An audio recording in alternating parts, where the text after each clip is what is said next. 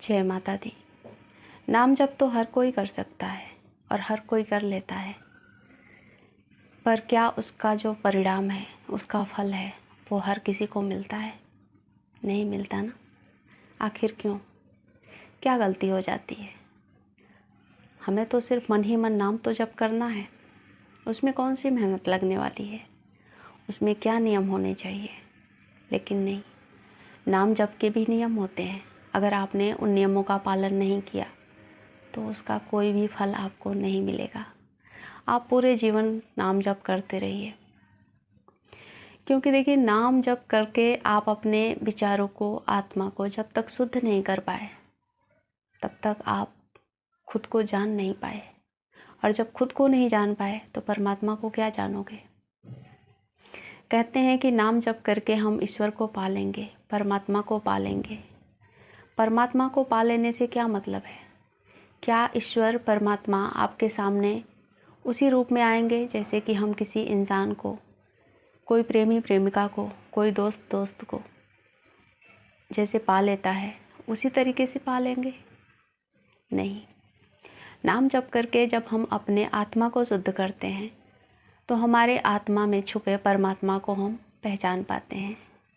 और जब हम परमात्मा को पहचान लिए, यानी कि हमने ईश्वर को प्राप्त कर लिया, अब जानने को शेष क्या है? हमें और क्या जानना है? जब हमने खुद को जान लिया तो समझिए कि हमने परमात्मा को जान लिया। और अपने आप को जानने के लिए ही आध्यात्मिक मार्ग में जितनी भी साधनाएं बताई जाती हैं, जितने भी जाप बताए जाते हैं, योग बताए जाते हैं, मुद्राएं बताई जाती हैं, वो सिर्फ अपने आप को जानने के लिए होता है। लेकिन हम बहुत सारी चीज़ों को जानने में लगे रहते हैं और अपने आप को नहीं जान पाते। तो चलिए, आज नाम जप के कुछ नियम हैं जो मैं आपके साथ शेयर करती हूँ। उन नियमों को अपने जीवन में उतारिए। आपका नाम जप सफल होगा, आपको फल देगा, उसका परिणाम आपको अपने जीवन में दिखता हुआ नजर आएगा।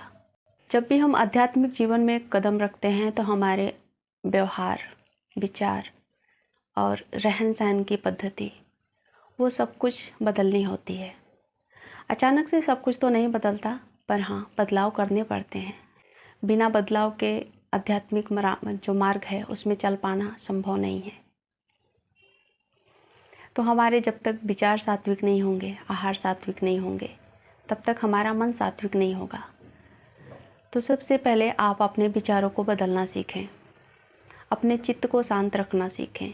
उसके लिए हमें अपने खान पान को तो बदलना होगा। जैसे कहते हैं ना कि जैसा अन्न होता है वैसा ही हमारा मन होता है। और सात्विकता से मतलब ये है कि आप किसी को दुख ना दें, किसी के दुख देने से इतने दुखी ना हो जाएं कि अपने आप को ही दुख देने लग जाएं। अपनी आत्मा को दुख देना भी दूसरे को दुख देने के जैसा ही होता है। अगर आप अपने विचारों को शांत कर पाते हैं, आप किसी के कहने से दुखी हो जाएं, किसी के अपमान करने से अपमानित हो जाएं, ऐसा महसूस करने लग जाएं, फिर मन में भाव आए कि मुझे तो उसने अपमानित किया है, अब मुझे उसका बदला लेना है। किसी ने मुझे दुख दिया है तो मुझे अब उससे दुख देना है। ये भाव विचार जब मन में चलते रहेंगे तो आपका नाम जप सिद्ध कैसे होगा, सफल कैसे माना जाएगा? वो बीच बीच में खंडित होते रहेगा। कितना भी आप नाम जप करते रहें, सुबह शाम दिन रात, 24 घंटा आपके मन में नाम जप भी चल रहा है, साथ के साथ विचार भी चल रहे हैं। किसी से बदला लेने का विचार, किसी को दुख देने का विचार, तो ये सब कुछ विचार त्यागने होंगे। उसके लिए आप अपने चित्त को शांत करना सीखें, और ये होगा मेडिटेशन और ध्यान के जरिए। जब आप थोड़े समय मेडिटेशन करते हैं, अपने मन को अपने चित्त को शांत करने की कोशिश करते हैं, तो आप पाएंगे कि आपका जो चित्त है वो विचारों से मुक्त होगा। वैसे तो ये कहना आसान है, पर करना इतना आसान नहीं होता है। फिर भी कोशिश करते रहेंगे तो एक दिन सफलता ज़रूर मिलती है। चित्त शांत होने से मेरा मतलब ये है कि जब आप मेडिटेशन करते हो और अपने चित्त को शांत करने की कोशिश करते हो, तो आपके मन में, मान लीजिए अगर किसी ने आपका अपमान भी कर दिया, तो आपके मन में ये भाव आएगा कि चलो जाने दो, ईश्वर के ऊपर, यानी कि आप समर्पण भाव में जीने लगते हो, सब कुछ ईश्वर के ऊपर छोड़ने लगते हो। पहले आप स्वयं करने की कोशिश करते थे, लेकिन अब नहीं करोगे। हाँ, आपके मन में भाव आएंगे ज़रूर कि उसने मुझे अपमानित कर दिया, उसने मुझे दुखी कर दिया, उसने मेरा ये सामान ले लिया, ये चीज़ें हड़प कर ली। लेकिन उसका जो बदला लेने का भाव जैसा पहले आता था वैसा नहीं आएगा। अब आप समर्पण भाव में जीने लगोगे। जब सब कुछ ईश्वर के ऊपर छोड़ने लगोगे कि मेरा ईश्वर है वो देख लेगा, या फिर जैसा कई सन्यासियों को आपने देखा होगा, किसी ने पत्थर मार दिया लेकिन वो चुपचाप चले जाते हैं, कुछ जवाब नहीं देते हैं, क्योंकि वो समझ चुके होते हैं कि जीवन में जो कुछ भी घट रहा है वो सब कुछ कर्मों का खेल है। हमने किसी को पत्थर मारा था, आज पड़ रही है। उसी तरीके से अगर आप मन में ये भाव लाएं कि हाँ, किसी ने अपमान किया तो ठीक है, ये हमारे प्रारब्ध हो सकते हैं, हमारे कर्म हो सकते हैं। अगर इसमें बदला लेने का प्रारब्ध भी बना होगा तो आप बदला भी लेंगे, ईश्वर वो आपसे कराएंगे। लेकिन आप मन में ठान के बैठ जाएं, वो ठीक नहीं। फिर आपके साधना में, आपके नाम जप में ये चीज़ें बाधा पैदा करती हैं। आप हमेशा शरणागति भाव में रहें। जो कुछ भी है ईश्वर का है, जैसा भी है, जो भी जीवन मिला है ईश्वर का है। इस विचार के साथ जीना शुरू करें। सिर्फ अपने कर्म करते रहें शुद्धता के साथ, जो कर्म ईश्वर दिए हैं करने के लिए। क्योंकि अगर मनुष्य जीवन मिला है तो हमें कर्म करने ही होंगे, और कर्म करने में ढेर सारी गलतियां भी होती हैं।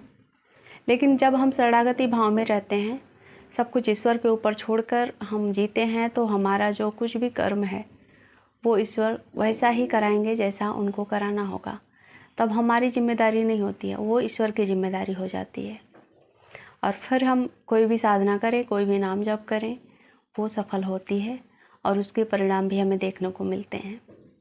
क्योंकि सबसे इम्पोर्टेंट हमारा मन ही होता है, मन ही सब कुछ कराता है।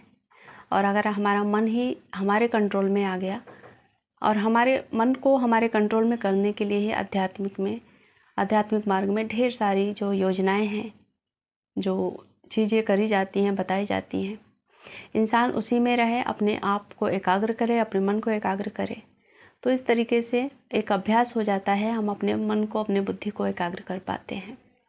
उम्मीद है इस वीडियो से आपने कुछ अच्छा ज़रूर सीखा होगा। आप अपने कमेंट, अपने विचार मेरे साथ ज़रूर शेयर करें। वीडियो पसंद आएगी तो लाइक भी ज़रूर करें। जय माता दी।